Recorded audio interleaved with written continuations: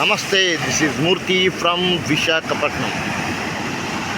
నిత్యం ఎగిసిపడే ఈ అలల తరంగాల్లో మన మనసు కూడా ప్రతి క్షణం ఏదో ఒక తృష్ణ, కోరిక, ఇచ్చ, వాంఛ ఏదేమైనప్పటికీ అలా పరిగెడుతూనే ఉంటుంది. కానీ ఆ కోరికలు తీర్చుకునేందుకు మనం పడే తపన ప్రతి వ్యక్తికి ఒక్కొక్కప్పుడు తారాస్థాయికి మించి ఉచ్చ నీచాలు మరచి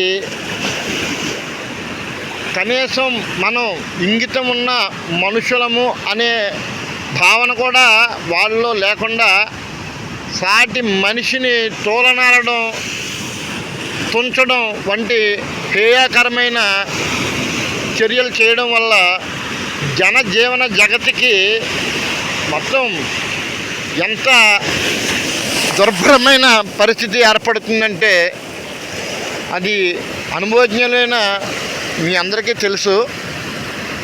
కానీ మన ఇచ్చ నెరవేరుతుంది అని మాత్రమే కాకుండా మనం సమాజంలో ఉన్నాం, సామాజిక జీవితాన్ని గడుపుతున్నాం.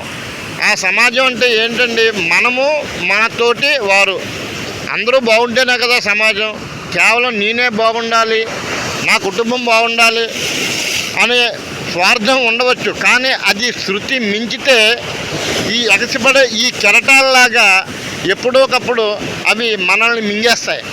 కాబట్టి సర్వేజన సుఖనోభవంతు అని అనుకుంటే అంతా సుజలాం సుఫలంగా ఉంటుందని నా యొక్క అభిప్రాయం.